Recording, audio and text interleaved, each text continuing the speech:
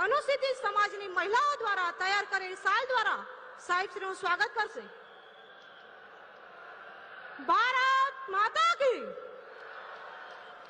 ત્યારબાદ હું વિનંતી કરીશ પાટણ લોકસભાના ઉમેદવાર ભાઈ શ્રી ભરતસિંહભાઈ ડાભી કે જેઓ ભગવાનની મૂર્તિ અને પાટણના પ્રખ્યાત પટોળાથી સાહેબ શ્રીનું સ્વાગત કરશે। ભારત માતા की। આ પ્રસંગે હું વિનંતી કરીશ બનાસકાંઠા અને પાટણ જિલ્લાના સંગઠનના પદાધિકારીઓ ભગવાન રામની મૂર્તિથી સાહેબ શ્રીનું સ્વાગત કરશે।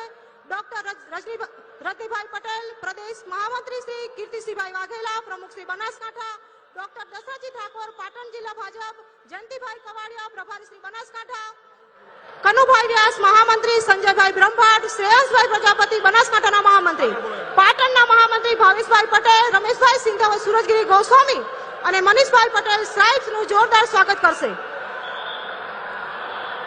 આ સમયે વિનંતી કરીશ આપણા બનાસકાંઠા અને પાટણના સાંસદશ્રી અને ધારાસભ્યોશ્રી સાહેબનું સ્વાગત કરશે। ગુજરાતના સ્થાપના દિન નિમિત્તે ગુજરાતની પ્રતિકૃતિથી બળવંતસિંહ રાજપૂત, માનનીય કેબિનેટ મંત્રી શ્રી ગુજરાત રાજ્ય શ્રી કેસાજી ચૌહાણ, ધારાસભ્ય શ્રી દિયોદર।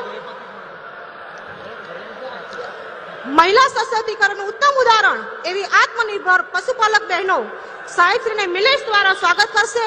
બેન શ્રી વર્ષાબેન ઠાકોર, જોશનાબેન ડેરિયા, મંજુલાબેન પુરોહિત, શારદાબેન કોદારવી, નીતાબેન લો, સોનુબેન ગોહિલ, મફીબેન પટેલ, રૂખીબેન દેસાઈ, પંખાબેન ગેહલોત, નીલાબેન રાજપૂતને વિનંતી કરીશ સાહેબશ્રીનું મિલેટ્સ દ્વારા સ્વાગત કરશે। પશુપાલક બહેનો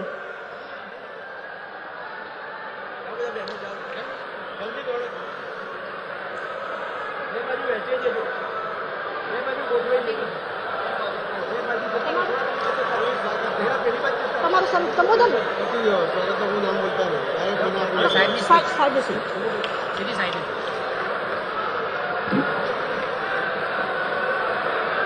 ભારત માતા की।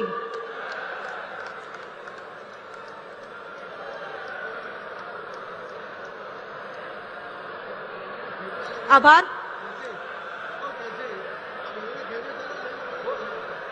આજની સભા સંબોધન માટે હું વિનંતી કરીશ ગુજરાત પ્રદેશ ભારતીય જનતા પાર્ટીના પેજ કમિટીના પ્રણેત એવા યશસ્વી અધ્યક્ષ સી આર પાટીલ સાહેબને વિનંતી કરીશ કે સભા સંબોધન કરશે। પાટીલ સાહેબ।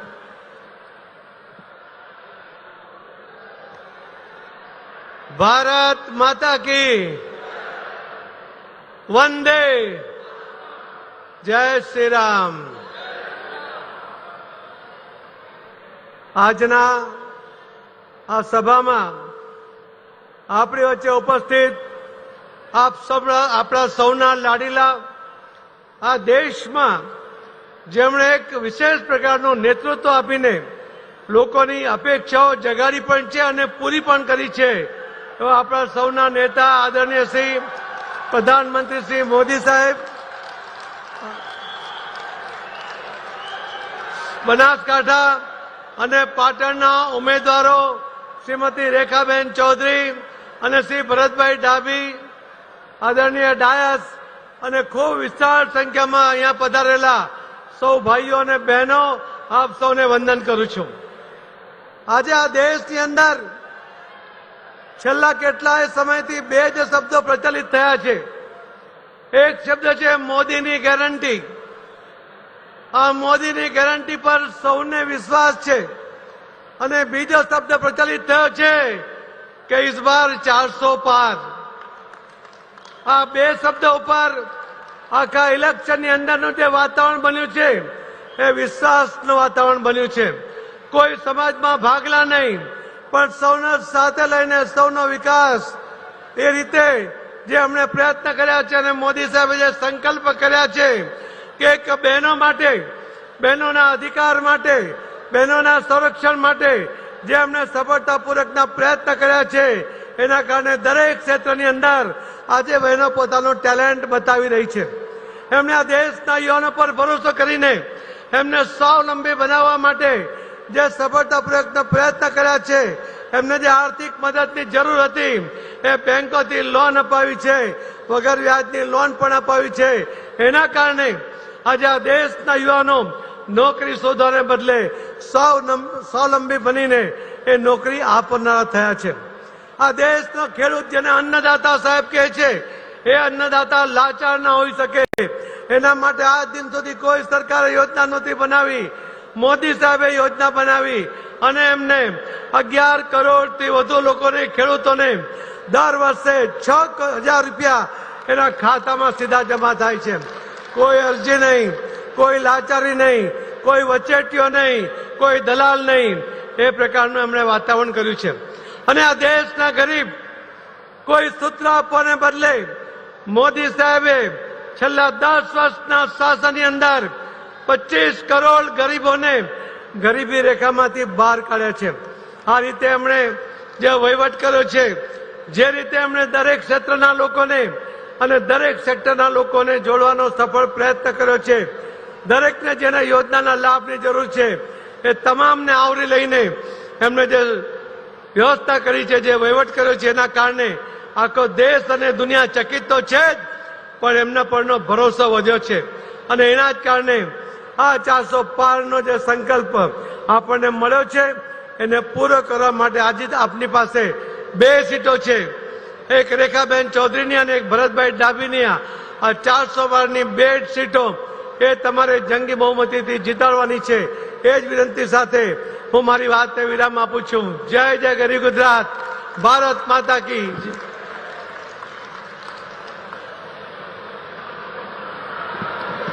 આપનો ખૂબ ખૂબ આભાર પાટીલ સાહેબ શ્રી. માં ભારતીના સૌભાગ્ય સમા સર્વાધિક સુશાસક આ દેશને મળ્યા છે. વિશ્વના સર્વાધિક લોકપ્રિય નેતા ભારતીય જનતા પાર્ટીના હૃદય સમ્રાટ યશસ્વી વડાપ્રધાન નરેન્દ્રભાઈ મોદી સાહેબને એમના ઉર્જાવાન ઉદબોધન માટે આવકારું છું. સાહેબ શ્રી નરેન્દ્રભાઈ મોદી સાહેબ શ્રી.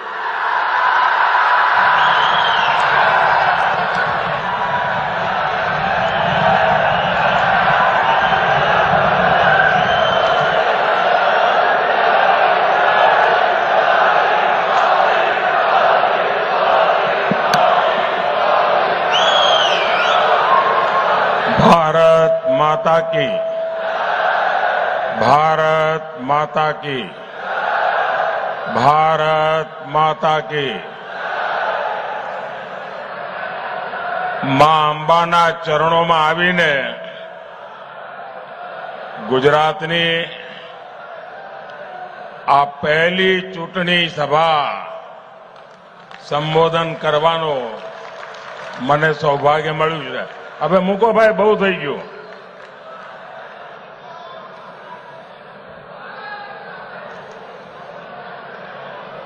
આ ફોટાવાળા ભાઈઓ પણ ફોટા નીચે જ રાખો, પાછળ દેખાતું નથી.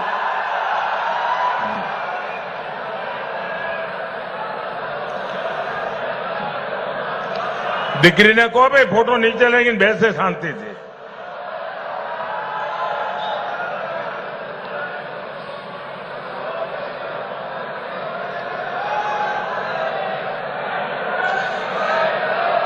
સાથીઓ, ભાઈ આપને કોને બતાવો છે ફોટો? જોઈ લીધો મેં.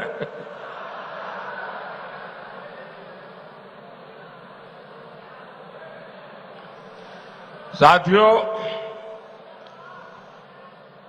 ગુજરાતની ધરતીએ મને જે સંસ્કાર આપ્યા, જે શિક્ષણ આપ્યું અને ખૂબ લાંબા સમય સુધી મને મુખ્યમંત્રી રાખીને આપે જે મને અનુભવ કરવાની તક આપી, એ બધું આજે મને દિલ્હીમાં લેખે લાગે છે.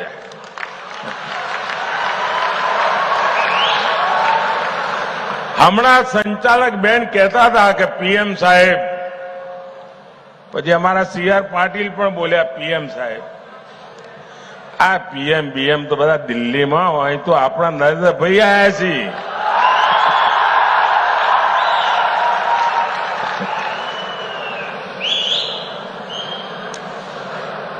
અને આજે આપની વચ્ચે આવ્યો, ચૂંટણીની શરૂઆતની પહેલી સભા આજે આ કર્મઠ માતાઓ બહેનોના ક્ષેત્રમાં થઈ રહી છે અને શરૂઆત એક બેન ઉમેદવાર માટે આશીર્વાદ માંગવાથી થઈ રહી છે. મારા માટે ગર્વની વાત છે. ઘણું બધું મારે કહેવાનું છે, પણ શરૂઆતમાં જરા હિન્દીમાં બોલીશ અને પછી આપણે ગુજરાતીમાં વાતો કરીશું. પહેલા તો આજે ગુજરાતનો સ્થાપના દિવસ અને ગુજરાતનો સ્થાપના દિવસ આપણા બધા માટે નવા સંકલ્પનો દિવસ, નવી ઉર્જા માટેનો દિવસ અને એ નિમિત્તે આ વખતે આપણે સંકલ્પ લઈએ 1 મે કે વિકસિત ભારત બનાવવા માટે વિકસિત ગુજરાત બનાવવામાં અમે કોઈ કમી નહીં રહેવા દઈએ.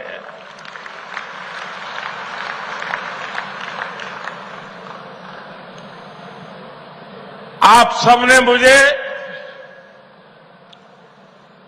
2014 में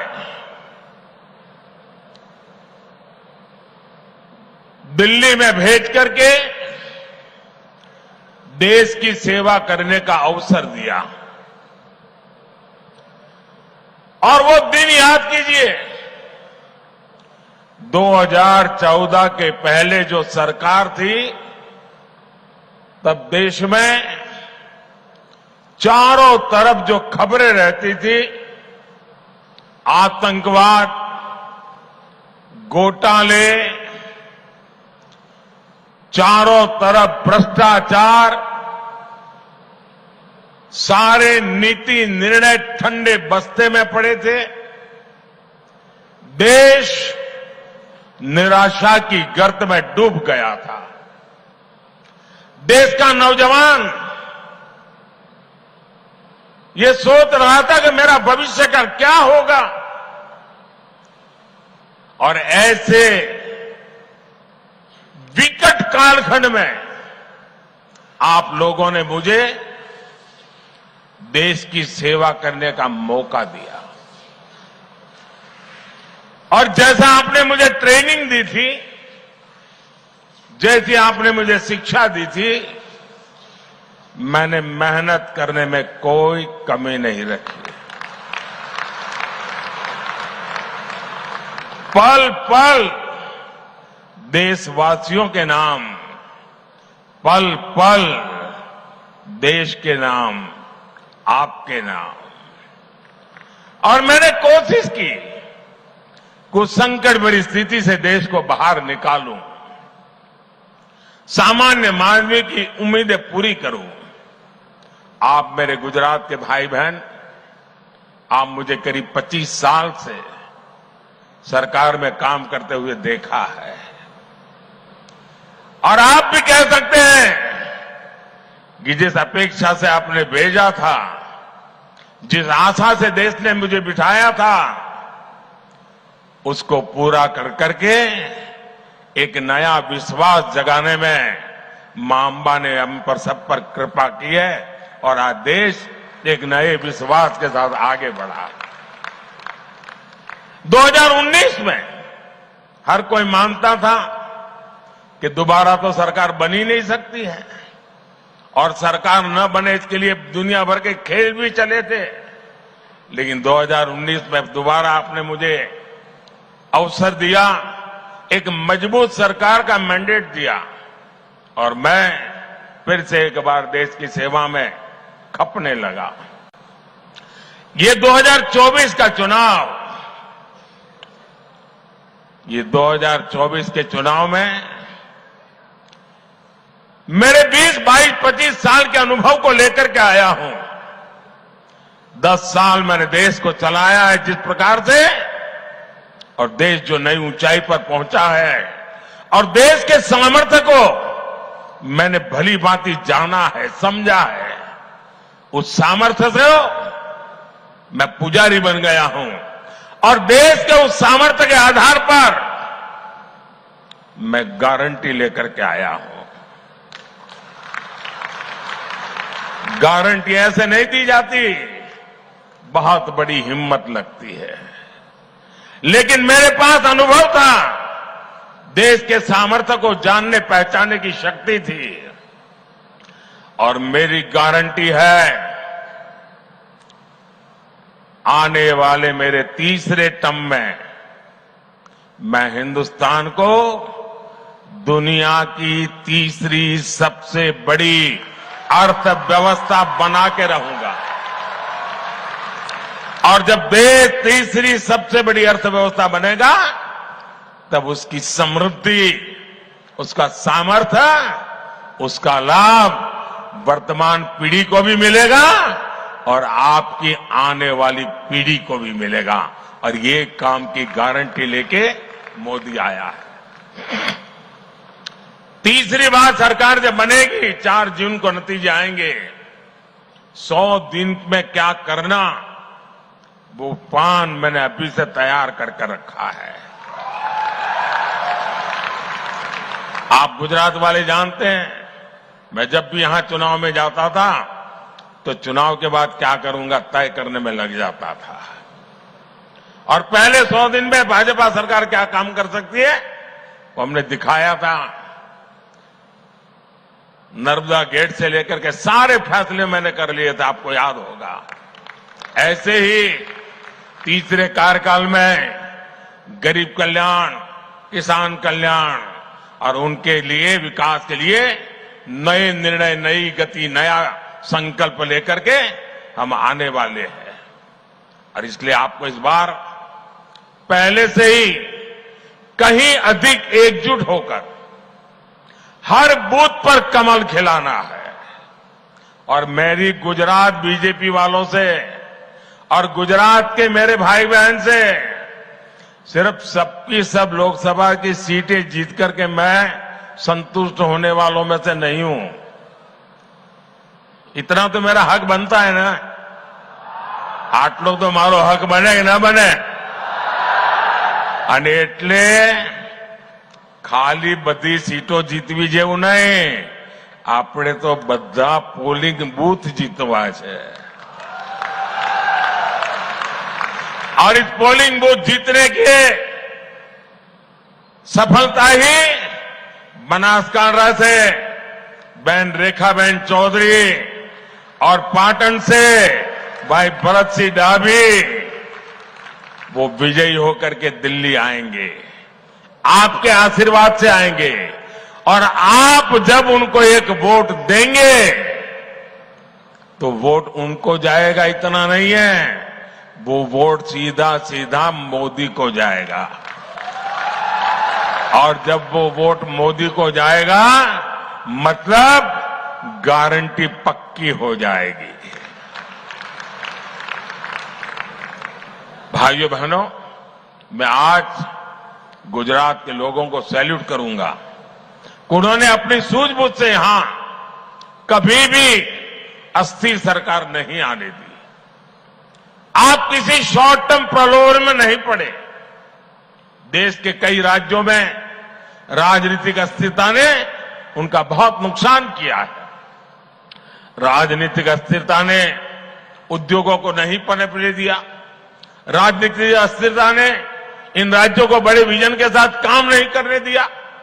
आपने गुजरात को इन सब से बचा कर रखा है। इसलिए आपने एक बार कांग्रेस को गुजरात से हटाया तो फिर उसको पैर नहीं रखने दिया।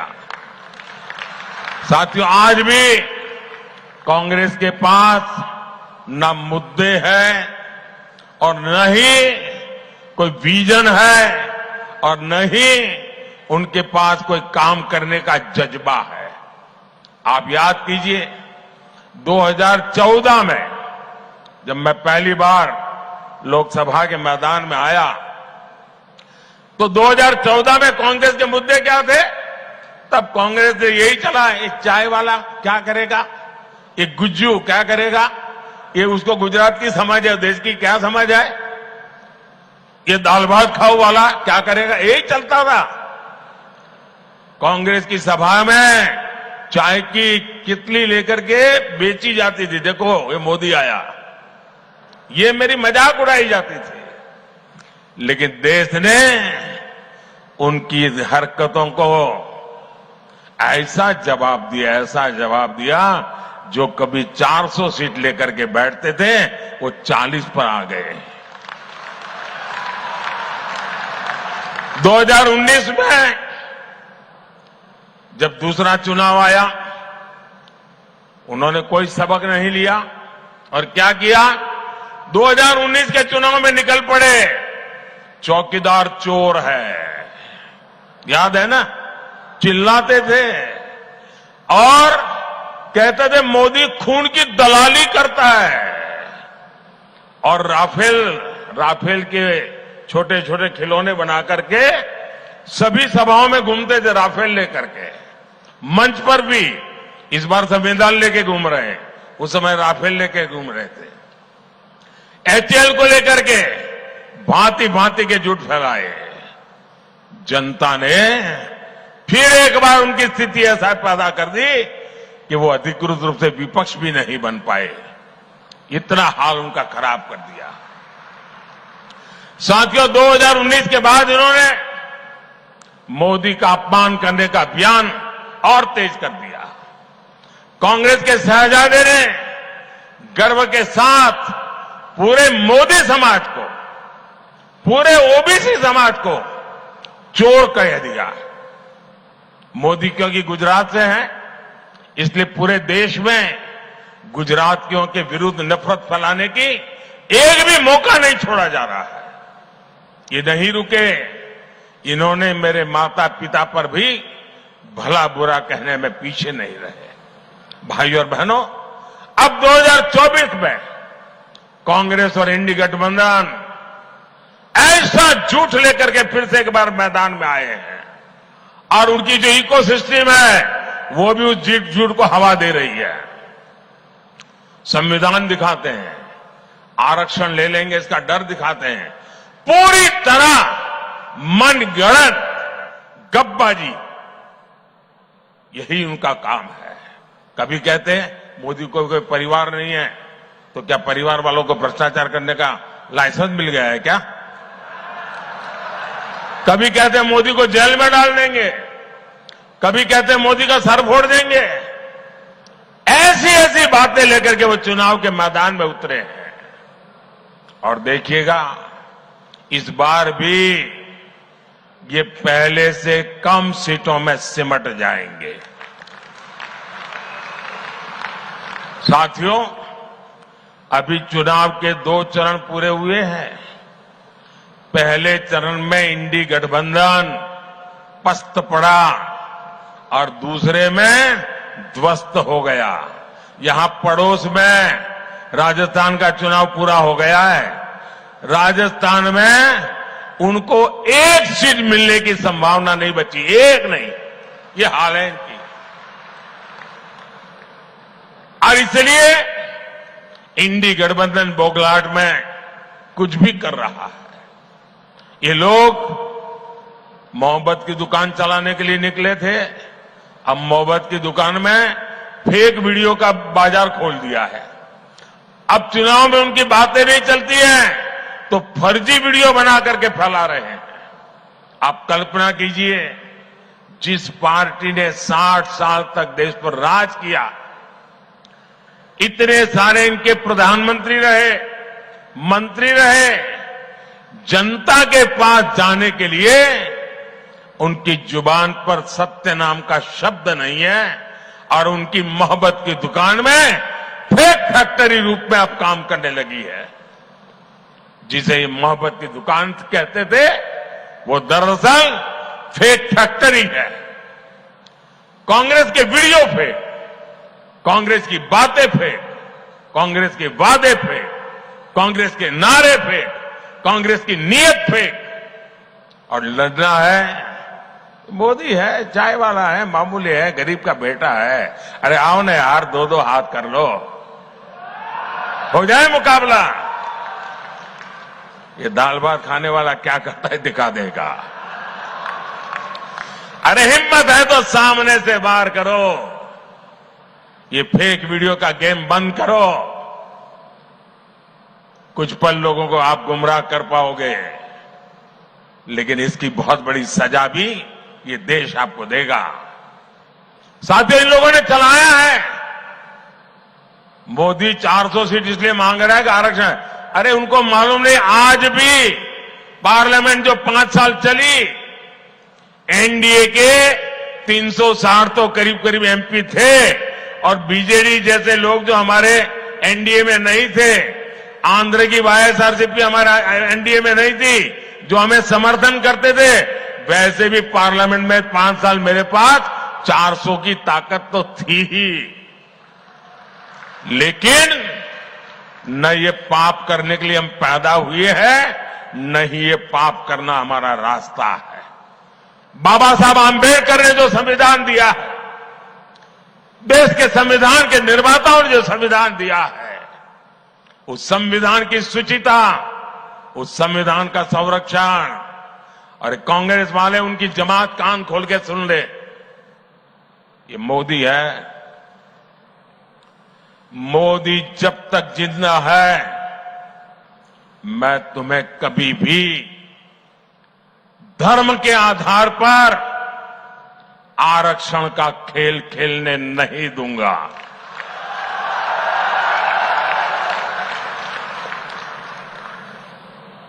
एससी, एसटी, ओबीसी और सामान्य वर्ग के गरीब, उनको जो आरक्षण मिला है, संविधान के तहत मिला है, बाबा साहब आंबेडकर के आशीर्वाद से मिला है, उसमें रत्ती भर भी कोई लूट नहीं सकता है।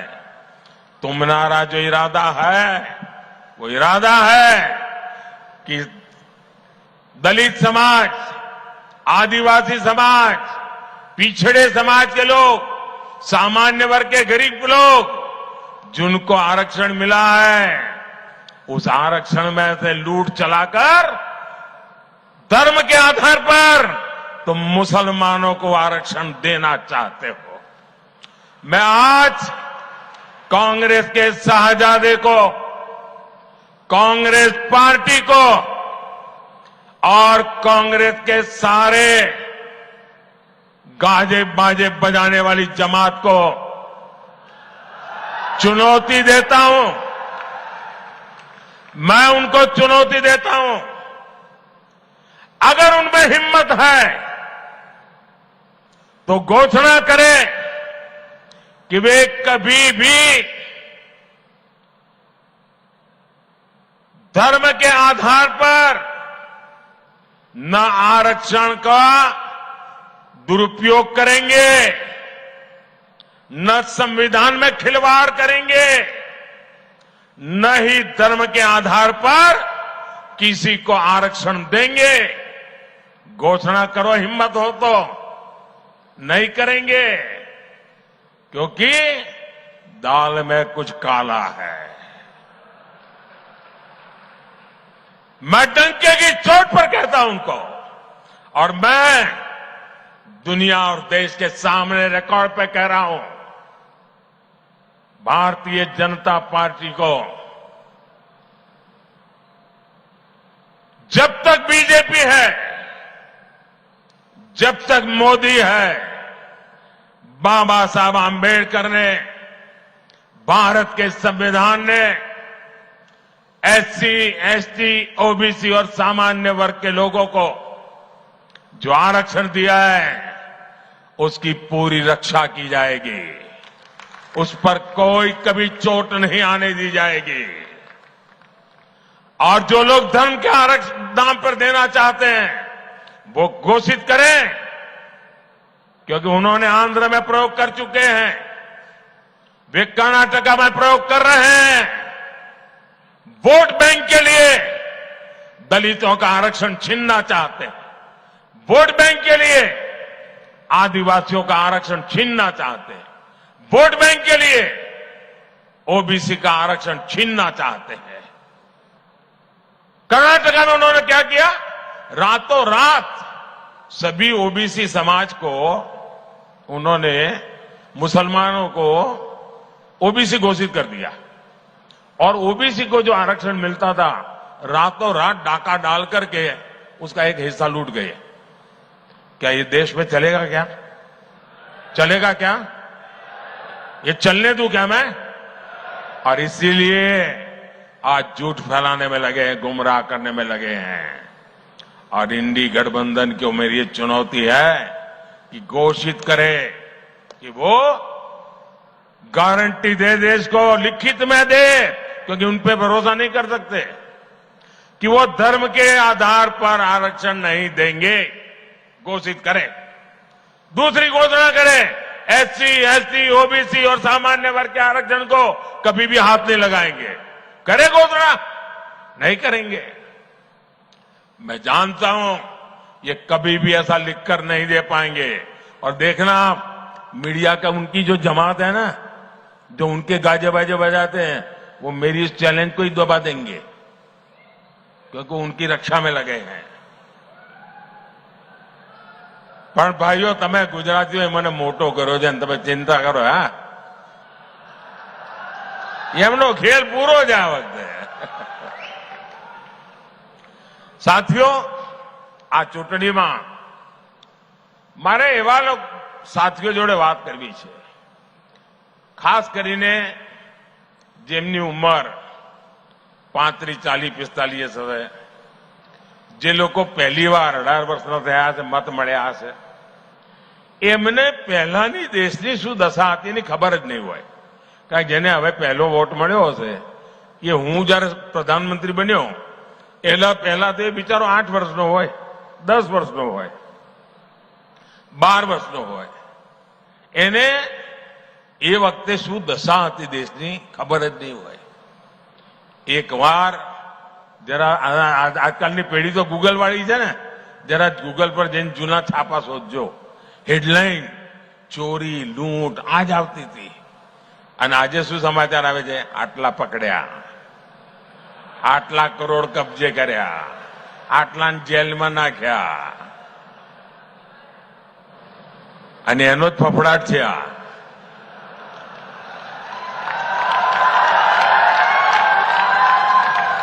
તમે મને કહો ભાઈ, આ દેશના લોકોની કાળી મજૂરી કરીને જે ટેક્સ આપ્યો હોય એને હું લૂંટવા દઉં? લૂંટવા દેવાય? અને આ લૂંટારાઓને ઠીક કરવા જોઈએ કે ના કરવા જોઈએ? હવે હું એક કામ કરું છું, મારો વાળ ખેંચે છે.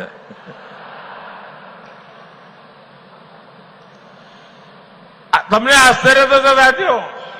આ વખતે કોંગ્રેસની સ્થિતિ એવી છે, તમારે સરકાર બનાવી હોય ને તો ઓછામાં ઓછી 272 સીટો તો એમપી જોઈએ તમારી પાસે. અમારી સિવાય, ભાજપ સિવાય આ દેશમાં એક પણ પોલિટિકલ પાર્ટી, કોંગ્રેસ પણ 272 લડાવતા જ નથી. બોલો, એટલે તમે 272 લડાવતા નથી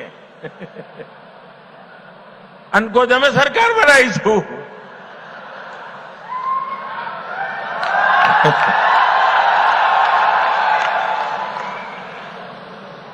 આજે તો એમની સ્થિતિ એવી છે કે આ એમનો જે શાહી પરિવાર છે ને, દિલ્હીમાં રહે છે, એમની દશા એવી છે કે પોતે આ વખતે કોંગ્રેસને વોટ નહીં આપીએ કે. બોલો,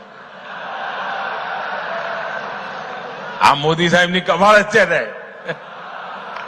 શાહી પરિવાર કોંગ્રેસને વોટ જ નહીં આપીએ કે. આ વખતે ત્યાં કોંગ્રેસનો ઉમેદવાર જ નથી. અહીંયા આપણા ત્યાં ગુજરાતના મોટા નેતા હતા અહેમદભાઈ. અહેમદભાઈ તો હવે રહ્યા નહીં. અહેમદભાઈનો પરિવાર ભરૂચમાં રહે છે. એમની દશા એવી, કોંગ્રેસને મત નહીં આપે. અહેમદભાઈનું પરિવાર કોંગ્રેસને વોટ નહીં આપીએ કે. કોંગ્રેસના એક મોટા નેતા બનતા સુધી ભાવનગરમાં જ રહેતા હશે, મત એમનો ભાવનગરમાં જ હશે. એ ભાવનગરમાં કોંગ્રેસને વોટ નહીં આપીએ કે. આ કોંગ્રેસની દશા છે. તમે વિચાર કરો.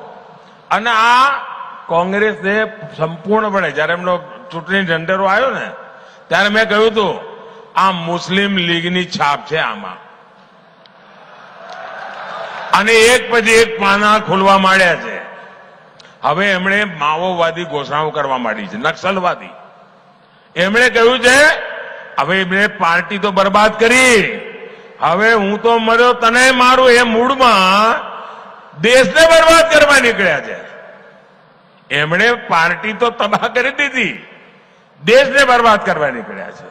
અને એમણે એક નવો એમણે કહ્યું છે અમે એક્સરે કરીશું આખા દેશનો. કહ્યું છે ને આખા દેશનો એક્સરે કરીશું.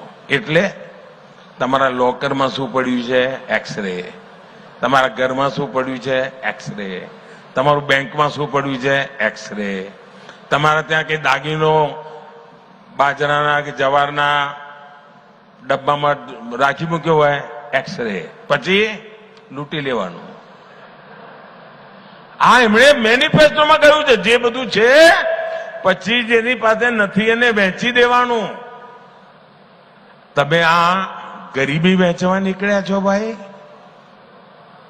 આ દેશને તમે તબાહ કરવા નીકળ્યા છો. શું માંડ્યું છે તમે? તમે વિચાર કરો. એમણે બીજી એક વાત કરી. એમના એક ખેરખા બેઠા છે વિદેશમાં, એમણે ત્યાંથી સંદેશો આપ્યો અને જાહેરમાં કહ્યું આપણે ત્યાં દરેક મા બાપ એની ઈચ્છા હોય ને કે ભાઈ મૃત્યુ પછી સંતાનોને કઈ ને કઈ આપીને જવું. દરેક મા બાપની ઈચ્છા હોય કે ના હોય? કોઈ મા બાપ એવું હોય કે હું તો દેવું કરીને જઈશ છોકરા ભરશે, એવો કોઈ મા બાપ હોય ભાઈ? એકે મા બાપ એવા હોય? બધા મા બાપ કઈ ને કઈ બચત કરે કે ના કરે? છોકરાઓ માટે આપીને જવાનો વિચાર કરે કે ના કરે? હવે કોંગ્રેસ વાળાએ એના ઉપર દોરો નાખ્યો છે અને એમણે જાહેર કર્યું છે કે હવે તમે જે બચાવ્યું હોય એ તમે તમારા સંતાનોને નહીં આપી શકો. એમાંથી અડધા કરતા વધારે કોંગ્રેસની સરકાર બનશે તો તમારી પાસેથી ટેક્સ રૂપે લઈ લેશે. 55% ટેક્સ નાખશે. એટલે માનો કે તમારી પાસે 10 એકરનું ખેતર છે અને તમે છોકરાને સંતાનોને 10 એકર આપીને જવા માંગો છો તો તમારા 5 એકર સરકારમાં ગયા ને 5 એકર રહ્યા. આ કાયદો લાવવાના છે. તમારી પાસે 2 ભેંસ હોય તો 1 ભેંસ કોંગ્રેસ વાળા કહે છે સરકારમાં આપી દો, 1 તમારા છોકરાને આપવાની. કેમ? તો અમારે 1 ભેંસ અમારી વોટ બેંકમાં આપવાની છે. આ કાયદેસર લાવવા મેનિફેસ્ટોમાં લખ્યું છે. બોલો, આ હિંમત એમ નહીં. હવે આ દેશના નાગરિકને આપણે સમજાવવું જોઈએ કે ના સમજાવવું જોઈએ? ભાઈ અમે તો તમારી તાકાત વધારવાનું કામ કરી રહ્યા છે, એ તમે ભેગી કરેલી તાકાતને લૂંટવાનું કામ કરવાનું વિચારી રહ્યા છે ભાઈઓ. અને એટલા માટે મારી આપ સૌને વિનંતી છે કે આ કોંગ્રેસથી ચેતતા રહેજો. આ લોકોએ જે એમના બધા પાપો શરૂ કર્યા છે, જે ફર્સ્ટ ટાઈમ વોટર છે એમને ખબર નહીં હોય. ગુજરાતમાં એક જમાનો હતો 30-35 ના, એમને ખબર નહીં હોય. સાંજે વાળું કરતી વખતે વીજળી નહોતી આવતી ભાઈ. આપણા બનાસકાંઠામાં પાણી ન મળે. પાણી મહેમાન ગતિએ જઈએ ને તો રાત રોકાવતા ને ચિંતા થાય કે સવારે નાહવા માટે ડોલ પાણી લાવીશું ક્યાંથી. એવા દિવસો હતા. આજે આપણે ત્યાં અનારની ખેતી થવા માંડી અને આલુની ખેતી, બટાકાની ખેતીમાં તો ક્યાંય પહોંચી ગયા. આ કોંગ્રેસ વાળાએ કોકને કયું લાગે છે અમને કે અહીંયા આલુની ખેતી થાય છે, સોનું બનાવવા આવી જશે.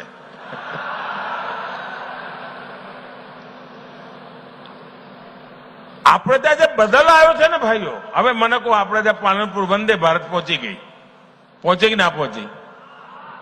જે રીતે આપણે વિકાસના કામો કરી રહ્યા છીએ, સુજલામ સુફલામ યોજના બનાવી, પાણી પહોંચાડ્યું, 4 કરોડ લોકોના જીવનમાં બદલાવ આવ્યો કે નહીં આવ્યો? નળથી જળ. નહીં તો આપણે ત્યાં અહીંયા ઉત્તર ગુજરાતમાં તો માથે બેડલા લઈને 3-4 કિલોમીટર જવું પડતું. આપણી માતાઓ બહેનોનો અડધો દાડો પાણીમાં જ જતો. આ બધામાંથી આપણે બહાર લાયા. એના માટે કાળી મજૂરી કરી જ ભાઈ. એટલે જે જૂની પેઢીના લોકો જેની બધી ખબર છે, પણ આ જે 40 થી નીચેના જે છે ને એ બધાના જૂની ખબરો નથી ભાઈ. એટલે યાદ કરાવવું પડે કે આપણે હવે એવા દિવસો નથી લાવવાના. વાર તહેવારે આપણે ત્યાં ઉલ્લડતા હતા ભાઈ. આપણે ત્યાં છોકરું જન્મે ને તો કાકાનું નામ ના આવડે, મામાનું નામ ના આવડે, પણ કરફ્યુ બોલતા આવડે. કરફ્યુ જ જોયો હોય એને. 1 વર્ષનું થાય ત્યાં સુધી તેને 3 કરફ્યુ જોયા હોય. એવા દિવસો હતા. આજે કરફ્યુનું નામો નિશાન નથી અને સુખ ચેનથી બધા સાથે મળીને જીવે છે. એ આપણું ગુજરાત છે. ભાઈઓ બહેનો, શિક્ષણમાં મને યાદ છે, હું જયારે કન્યા કેળવણી માટે કામ 2002માં જયારે નવો મુખ્યમંત્રી બન્યો હતો, કન્યા કેળવણી ચિત્ર બનાસકાંઠાનું નામ સૌથી નીચે આવે. આજે એમાંથી મોટી ક્રાંતિ થઈ અને આધુનિક શિક્ષણની દિશા મારું બનાસકાંઠા આગળ વધવા માંડ્યું. ભાઈઓ, બાળકો નિશાન નહોતા જતા, આજે જવા માંડ્યા. એટલા મને ઉચ્ચ શિક્ષણ તરફ જવા માંડ્યા. કહેવાનો મારો તાત્પર્ય એ છે ભાઈ કે ગુજરાતે વિકાસ જે કર્યો છે એની પાછળ એક વિઝન રહ્યું છે, એક લાંબા ગાળાની મહેનત રહી છે અને એના પરિણામે આજે આપણું ગુજરાત આગળ વધ્યું છે. મારી સૌ મતદાતાઓને વિનંતી છે, સૌ મારા વહાલા નાગરિક ભાઈઓ બહેનોને વિનંતી છે, આપણે તો બનાસકાંઠાના લોકો ધૂળની ડમરીઓમાં મોટા થયા જ. આપણે તો ગરમીને ઓગાળી દીધી એવા લોકો છીએ. ગમે તેટલી ગરમી હોય, મતદાન વધવું જોઈએ. વધુમાં વધુ મતદાન થાય અને જૂના બધા રેકોર્ડ તૂટવા જોઈએ. તોડશો તો ભારતીય જનતા પાર્ટીને ભવ્ય વિજય અપાવશો. ગુજરાતની બધી સીટો જીતાડશો. આપણી 2 સીટો અહીંયા જે ભેગા થયા છે બધા જીતાડશો. પાક્કો? બોલો ભારત માતા કી, ભારત માતા કી, ભારત માતા કી.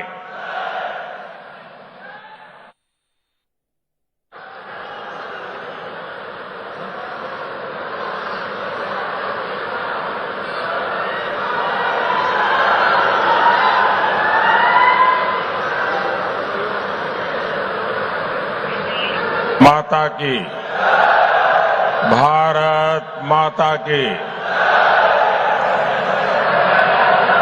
માં અંબાના ચરણોમાં આવીને ગુજરાતની